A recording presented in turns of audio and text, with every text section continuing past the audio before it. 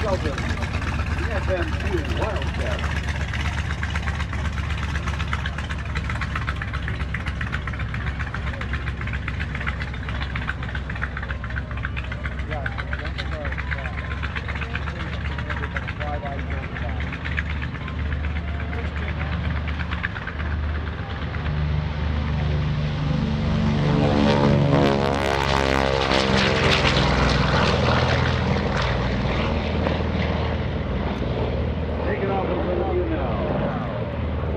Curtis C-46 Commando. Still being flown in North America and Alaska as a freighter. You saw the C-47 flying before. Well, this was an improved version of a similar design, carrying more than twice the cargo of a DC-3 or C-47. American volunteer group in Kunming, China. They would fly supplies out of India and fly them over the mighty Himalayan mountains into South China. B-25 missile taking off.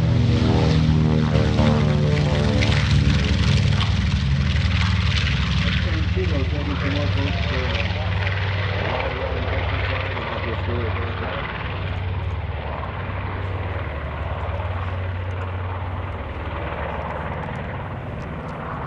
the C-46s could climb higher and carry more cargo.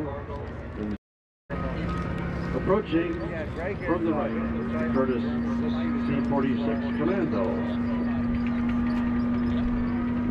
Over 3,000 of these commandos are manufactured between 1940 and 1945.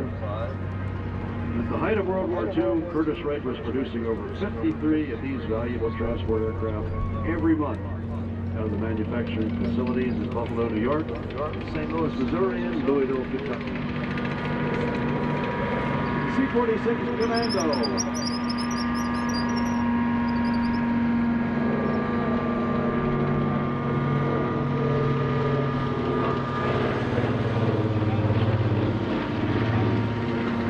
On board are some very disappointed members of the World War II Airborne Demonstration Team Foundation. They wanted to perform a parachute jump for you today using the same old round canopies that you've seen in pictures, but you don't see jumped very often these days. The square parachute canopies are the ones that you see at air shows, but today you were about to see those camouflage green round canopies that were jumped back in World War II. And after World War II, for that matter. But it's a little too windy and a little too gusty today. Steady winds, they can take up to 15 knots, and what you've been feeling most of the afternoon is 15 knots. But then when you tack gusty conditions on top of that, these parachutes are simply not maneuverable enough to be able to make last-second changes in the position over the ground when a jumper is about to touch down. The new ones, you can do that. These, you cannot. They're just not that maneuverable. So, unfortunately, we had to tell the members of the World War II Airborne Demonstration Team, the Team Foundation, we had to tell them, you're going for an airplane ride today, and you're going to land with the same airplane. Let the crowd know that the reason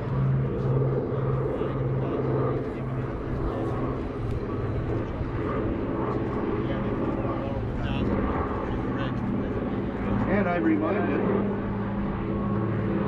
by our Air Boss Greg Rooker as to why the aircraft is flying a little bit higher altitude than the other aircraft that are passing behind you for you, maybe down as low as 200 feet.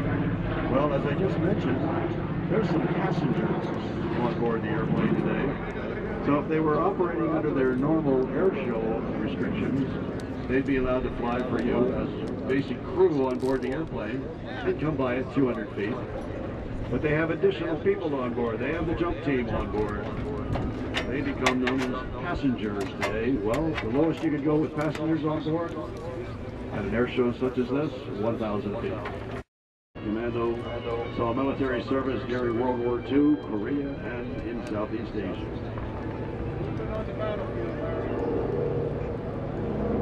And it looks like the battlefield out in front of you has decided to undergo the war effort. Our war is about to begin. I'll try to get them out. Thank you, sir. Appreciate it. All right, have a great night. And right now, I'm looking for Tim Coates from Lancaster, Pennsylvania, the battle coordinator. And you see him walking back across the taxiway right at this time. He's the only one that speaks German around here, so he went out and talked to him and said, time for the battle to begin.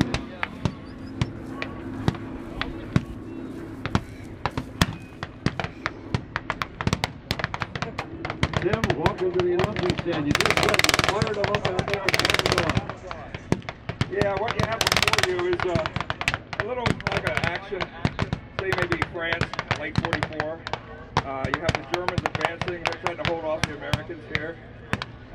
The German armor in front of you is a Stug 3. They did the older Mark III tanks. They recasted a lot of them, using chassis. And that actually has a 75mm gun in it. That's more of an assault gun. You can see he can only aim that by turning the whole vehicle. The Germans are now advancing, which was difficult to try to hold it off. The Americans are advancing with 2 half tracks. They have a M20 armored car that looks like got caught out in front, but now the American infantry is advancing with the half tracks. The American half tracks were basically crew vehicles. They were designed to carry the crew. They were really designed to fight. They were armored just to keep shrapnel and small arms, keep the crew safe until they got into that position. The Americans are leading in counterattack there. You see some of the lead elements. You have the Americans are leapfrogging, and now the Stug is firing up, and he's going to give them a little, or see what the Americans do with this armor challenge. You can hear the machine gun on the Stug. That's the famous MG-42. There was no faster machine gun than that machine gun. That goes about 1,200 rounds permitted. Wow. At one time, there were 3 bullets in that barrel. 1 leaving, 1 in the middle, and 1 starting. That, of course, the ammunition for that was very, very healthy. But that's why they gave medals when you knocked out MG-42s. Yeah. You want to interview him? Hi, guys.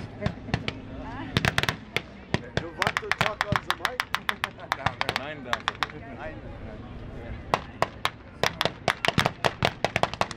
right now, looks like the Americans are trying to reform with they have the armor to contend with.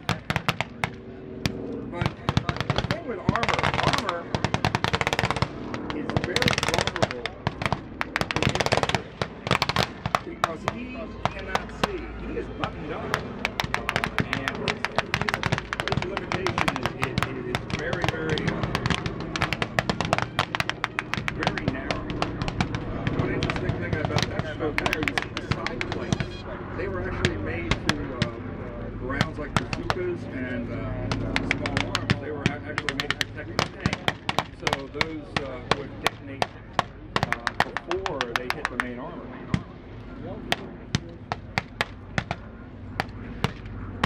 Now it looks like the Germans are starting to fall back. They're feeling the pressure of the Americans. Looks like it's going to leave the Stug in a very precarious situation because his infantry is not there. The other vehicle there is a captured American M3 with a gun on it, and it looks like the Stug's going to try for the one half track. We'll see See what happens here. Oh.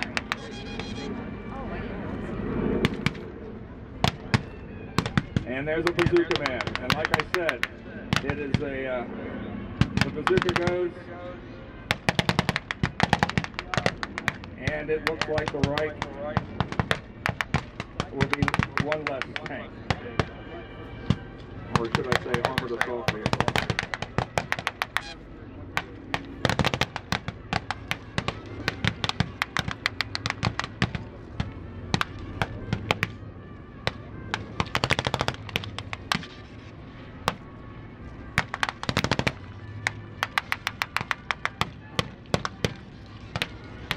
And here he comes with another bazooka. That Stug is in a tight spot right now.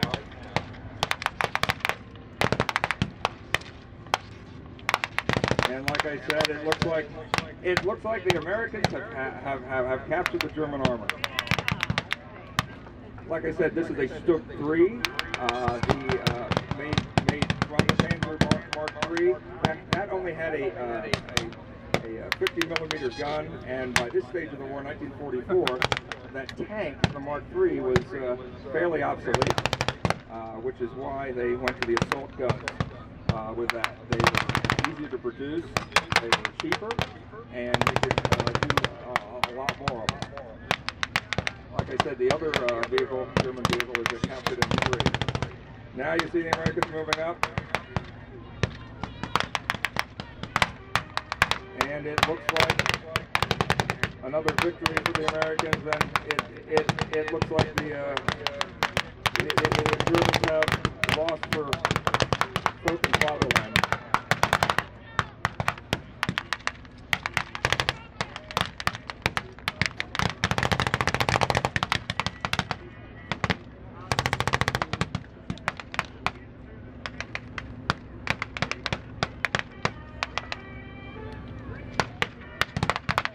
One of the things here, you see the Germans had basically a truck, a armored, and two armored vehicles, while the Americans had a whole slew of vehicles. This is one of the war-winning things. This is the Americans were able to put so much more material and so much more equipment against the Germans. There were more Allied tanks in France in 1944 than the Germans produced during the entire war. They were overrun.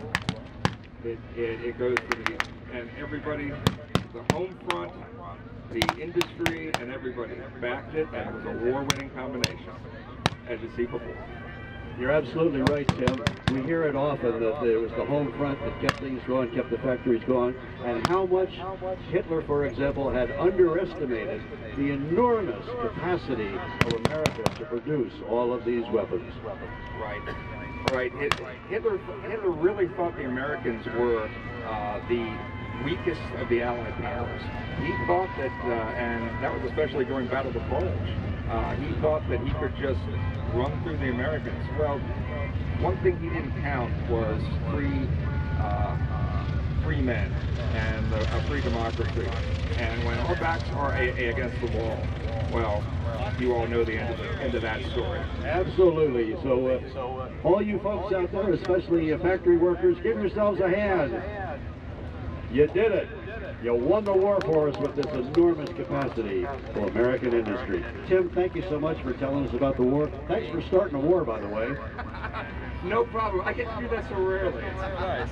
Oh, you did a great job. Thank you so much. Everybody, put your hands together for our European battle campaign. I didn't sound like an idiot, did I? I'm always scared I do. That's the dangerous part. I'm going to wind up. Can I cross it? Can I cross it? Can I wind up? Yes, you're cleared out. Sorry, if you would announce the crowd, we're going to take a short 10-minute break and flying so we can get